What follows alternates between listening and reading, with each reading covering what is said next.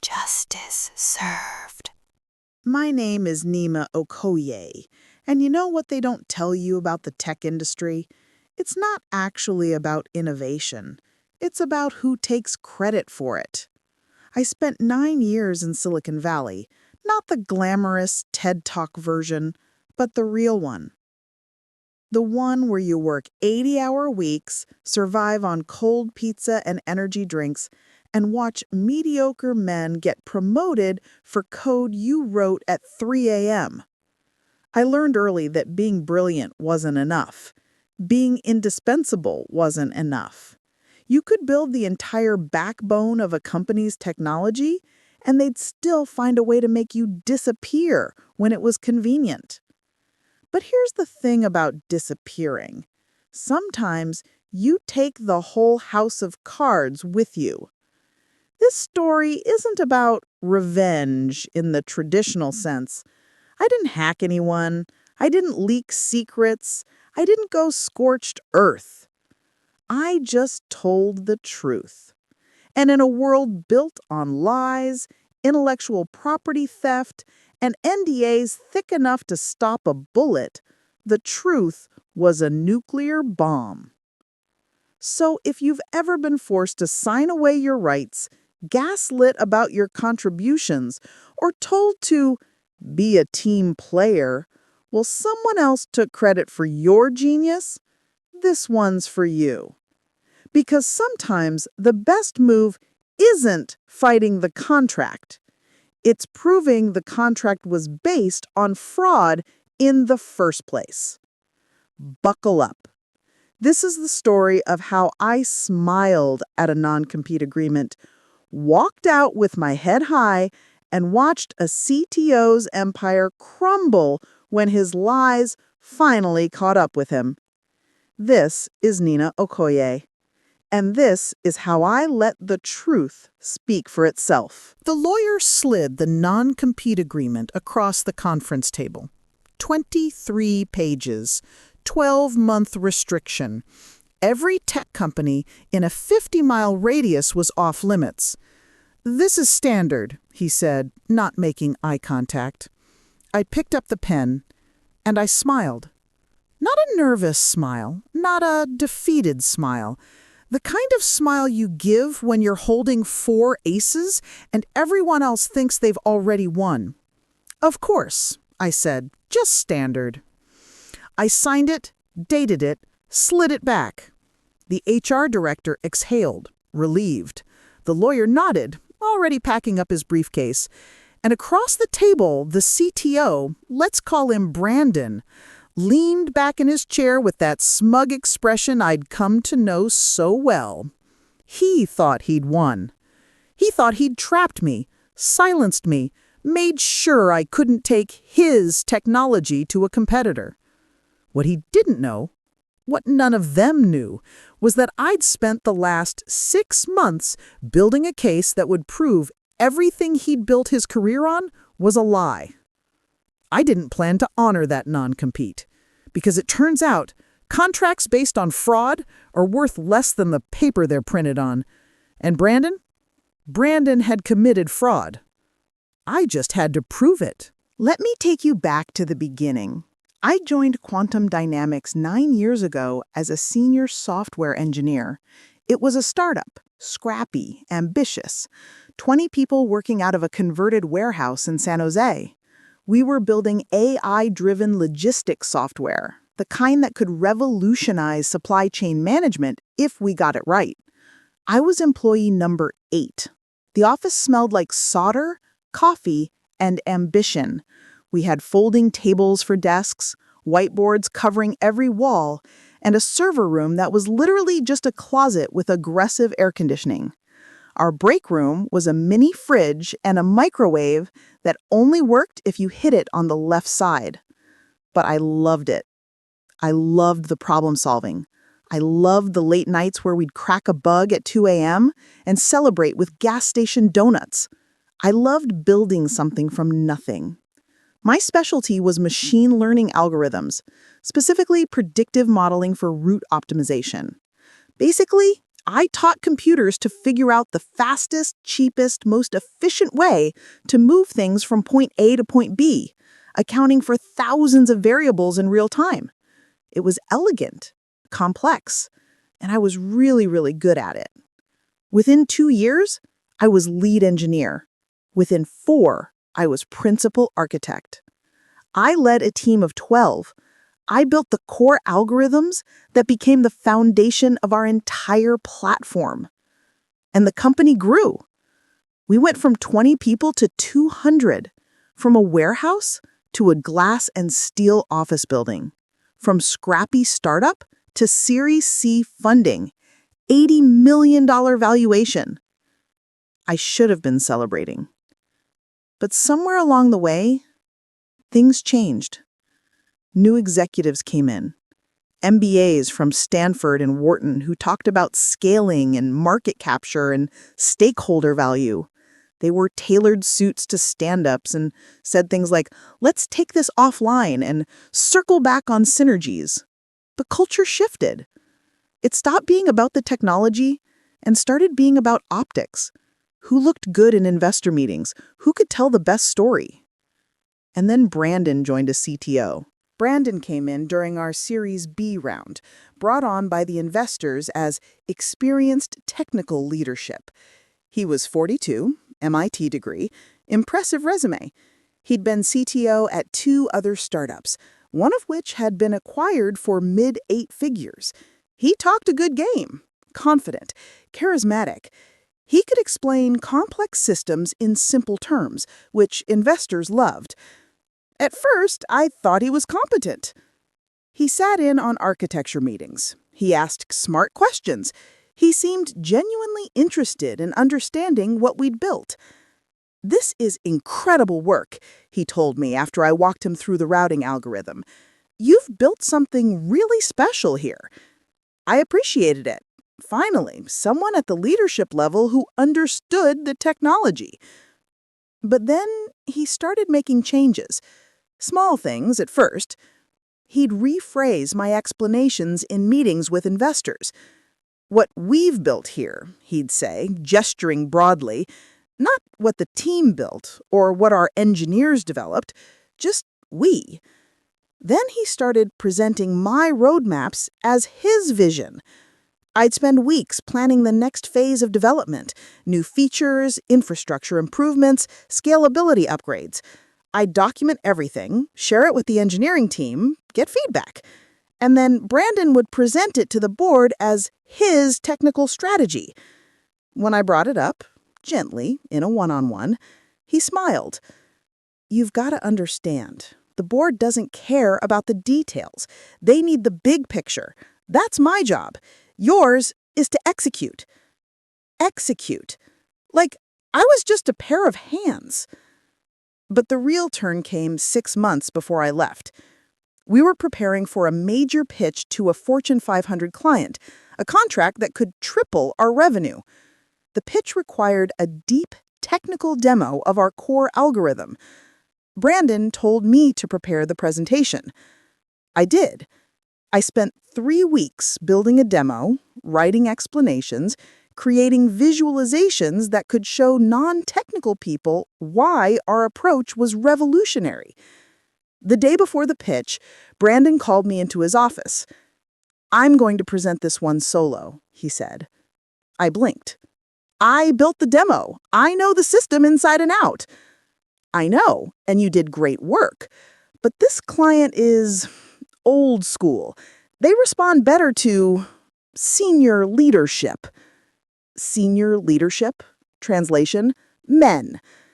"Brandon, I've presented to Fortune 500s before.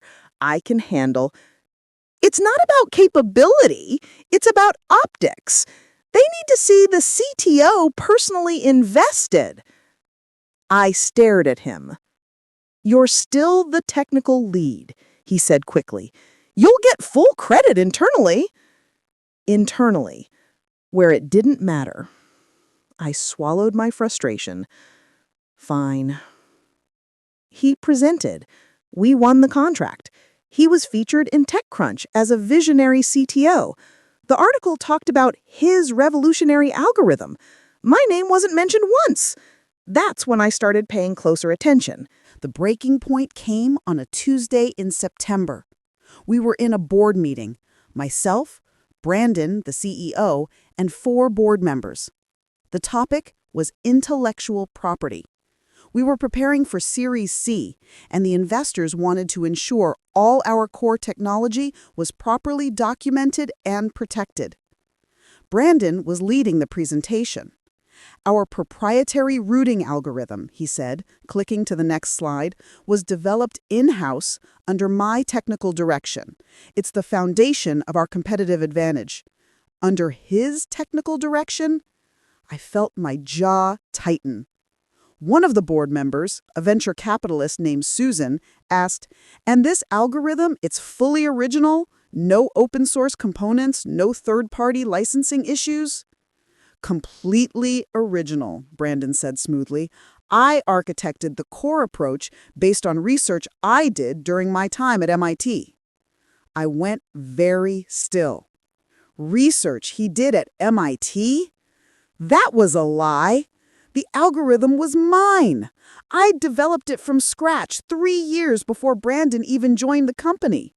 It was based on research I published in a graduate journal 8 years ago, before quantum dynamics even existed. I had the papers. I had the commit history in GitHub. I had emails, design documents, timestamps. And Brandon had just claimed to the board and investors that he'd created it. That wasn't just taking credit. That was fraud. I didn't say anything. Not then. Because I was too stunned. After the meeting, I went back to my desk. I opened my old research files. I pulled up the Git logs. I traced the entire development history of the algorithm. Every single line of the original code was committed by me. Not one commit from Brandon. He joined the company 2 years after the algorithm was already in production. He hadn't just taken credit. He'd rewritten history. And if he'd lied to the board about this, what else had he lied about? I spent the next week digging, and what I found made my blood run cold. I started with the basics. Brandon's resume claimed he'd been CTO at a startup called VectorPath that was acquired by Amazon for $120 million. I looked it up. VectorPath had been acquired. That part was true. But Brandon hadn't been CTO. He'd been VP of Engineering for 8 months before the acquisition. The actual CTO was a woman named Dr. Lisa Wong. Interesting. I kept digging. His LinkedIn said he had an MIT PhD in computer science. I checked MIT's alumni database. He had a master's degree, not a PhD. He'd presented at conferences as the architect of quantum's AI infrastructure. I pulled the commit logs. In 9 years, Brandon had committed exactly 47 lines of production code. Most of it was minor configuration changes. I'd committed over 180,000 lines. But the big one, the nuclear bomb, was the patent. 6 months earlier, Quantum had filed a patent for dynamic multivariable route optimization using adaptive machine learning. That was my algorithm, my research, my innovation. And the patent listed Brandon Hughes as the primary inventor. My name was listed third, under contributors. A contributor to my own work. I sat at my desk staring at the patent filing, and I felt something shift inside me. This wasn't just ego. This wasn't just unfair. This was theft. And it was illegal. According to patent law, the true inventor must be listed accurately. Falsely claiming inventorship is fraud. And if the company had filed for patents, raised money, or signed contracts based on false IP claims, the legal implications were massive. I started documenting everything. I created an encrypted folder on a personal hard drive. I collected Git commit histories showing I'd written 100% of the original algorithm code, my original graduate research paper from 2014 published before I joined Quantum, email threads where I'd explained the technical approach to the team, Slack messages where Brandon had asked me to walk me through how the algorithm worked, the patent filing with false inventorship, Brandon's resume claims versus verified facts, board meeting notes where he'd claimed credit for my work. I didn't tell anyone. Not my team, not my work friends, not even my partner. Because I was about to do something that required absolute precision. I was going to leave, and I was going to make sure Brandon's house of lies came down with me. I hired a lawyer first. Not from a big firm, someone scrappy, someone who specialized in employment law and IP disputes. Her name was Caroline Chen, and she had a reputation for destroying bad NDAs and non-competes. I met her at a coffee shop in Palo Alto, far from the office. I laid it all out. The stolen credit, the false patent, the fraudulent claims to investors. She listened, taking notes, her expression getting sharper by the minute. "Do you have documentation?" she asked. I slid a USB drive across the table. She plugged it into her laptop, scrolled, stopped, scrolled more. Then she looked up at me. "This is airtight," she said. "If even half of this is accurate, the company has serious liability, and Brandon personally could face fraud charges." "I want two things," I said. "One, I want to leave without being bound by the non-compete. Two, I want the patent corrected to list me as the primary inventor." "That's reasonable, but they're going to fight you." "I know. And if you push this, it could blow up the whole company. Investors could pull funding. The board could force executive changes." I met her eyes. "Good," I said. She smiled. "All right, let's do this." The plan was simple. Step 1, resign cleanly. Don't make accusations. Don't burn bridges. Just leave. Step 2, when they present the non-compete, sign it without argument. Step 3, wait for them to relax, thinking I'm contained. Step 4, have Caroline send a legal demand letter alleging fraud, patent inventorship violations, and IP theft. Step 5, offer a settlement.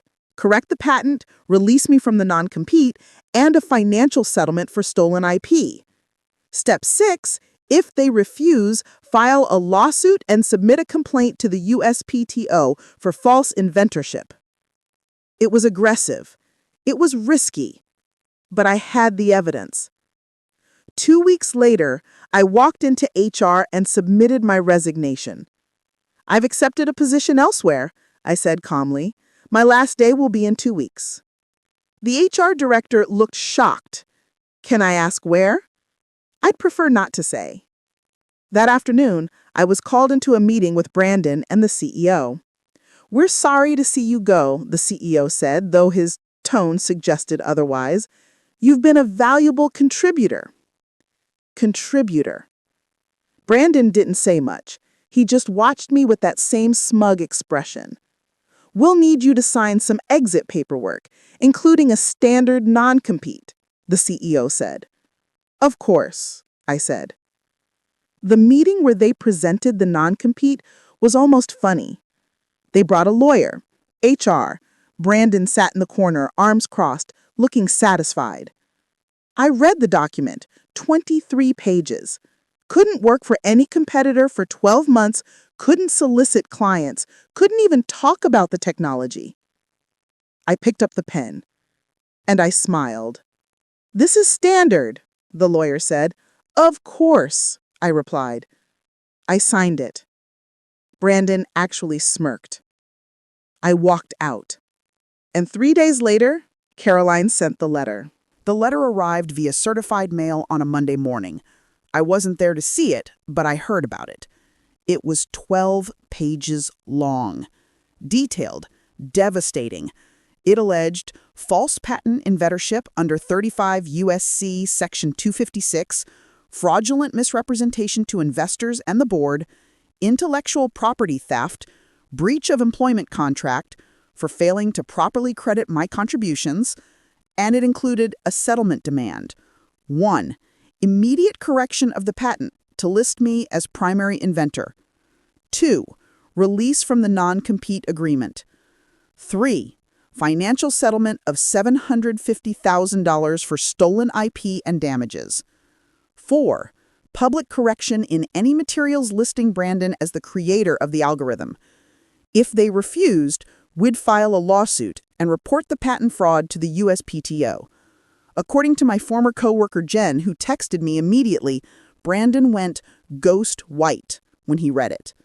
An emergency board meeting was called that afternoon. I can only imagine what happened in that room. Brandon would have tried to downplay it. She's just upset about leaving. This is all standard collaboration. But the evidence didn't lie. The commit logs, the research paper, the emails. The board would have asked questions. Hard questions. Did or did you not claim to have developed this algorithm? Were you listed as the primary inventor on the patent? Is this your PhD on your resume or a master's? According to Jen, the meeting lasted 4 hours. By the end of the week, I got a call from Caroline. She said, "They want to settle." I said, "What are the terms?" She said, "Everything you asked for. Patent correction, non-compete voided. They're offering $500K instead of $750K. I thought about it. I said, "Counteroffer, $650K, and Brandon has to personally sign a statement acknowledging the patent error." Caroline laughed. She said, "You're vicious. I love it." 2 days later, they agreed. $650,000, patent corrected, non-compete voided, and a signed statement from Brandon Hughes acknowledging that I was the primary inventor of the routing algorithm. I didn't have to go to court. I didn't have to file a public lawsuit. I just told the truth with receipts. But the fallout didn't stop there. 2 weeks after the settlement, Brandon was quietly asked to resign. The board couldn't keep him, not after what had been exposed: the lies on his resume, the false patent claims, the fraudulent statements to investors. If any of it became public, the company's credibility would be destroyed. So they gave him a severance package and a gag order, and he left. No press release, no goodbye email, just gone. I heard through the grapevine that he tried to land another CTO role, but word travels fast in Silicon Valley, and when recruiters started doing background checks, calling former colleagues, asking about his work at VectorPath and his PhD from MIT, let's just say the offers dried up. As for me, I took the settlement money and joined a competitor, legally, now that the non-compete was void. I was hired as VP of Engineering, equity package, full creative control, and a team that actually respected my work. Within 6 months, I'd built a new version of the routing algorithm, even better than the original. We filed a patent. This time, my name was first. Quantum Dynamics struggled after Brandon left. Turns out, when your entire technical narrative is built on one person's stolen work, losing both that person and the credibility is a death sentence. They missed their Series C targets. 2 board members resigned. The CEO was replaced. Last I heard, they'd been acquired for parts. The algorithm, my algorithm, was sold off to a logistics company. I hope they're treating it well. Here's what I learned. Your work has a paper trail, and in the tech industry, that paper trail is everything. Git commits, email threads, published research, Slack messages, design documents. Every contribution you make leaves a mark. And if you're smart, you keep track of those marks. Because one day, someone might try to erase you from the story. They might try to rewrite history, put their name on your work, claim your innovations as their own. And when that happens, the receipts are your weapon. I also learned that non-competes are only as strong as the truth behind them. If a company tries to restrict you based on IP they claim you developed for them, but that IP is actually yours or was falsely attributed to someone else, that contract is worthless. Fraud vitiates everything. And sometimes the best move isn't to fight the contract. It's to expose the lie it's built on. Brandon thought he could trap me. He thought signing that non-compete meant I was silenced, contained, erased. But he forgot something important. I was the one who actually built the thing he was trying to protect. And you can't steal someone's work and then legally prevent them from doing what they do best. The law doesn't protect frauds, it protects inventors. And I had the commit logs to prove which one I was. If you're listening to this and you've ever had your work stolen, your name erased, or your contributions dismissed, I want you to remember something. Document everything. Every email you send, every line of code you write, every idea you contribute. Keep records, screenshots, commit histories, published papers, dated notes. Because the people who steal credit are counting on you not having proof. They're counting on your silence. They're counting on you being too tired, too scared, or too polite to fight back. Don't give them that. You don't have to be loud. You don't have to be aggressive. You just have to be meticulous. And when the time comes, when they try to trap you, silence you, or erase you, you pull out the receipts. And you smile. Because they thought they won. But you were playing a different game the whole time. If this story resonated with you, drop a comment. Tell me, have you ever had someone take credit for your work? Have you ever been forced to sign a non-compete? How did you handle it? Let's share strategies. Let's protect each other. And if you want more stories about standing up for yourself, protecting your work, and exposing the lies that corporate America is built on, subscribe, because I've got a whole vault of them. Until next time, keep your receipts, know your worth, and never let anyone convince you that their name on your work is just how business works. It's not. It's theft, and theft has consequences. This is your storyteller, signing off. Peace.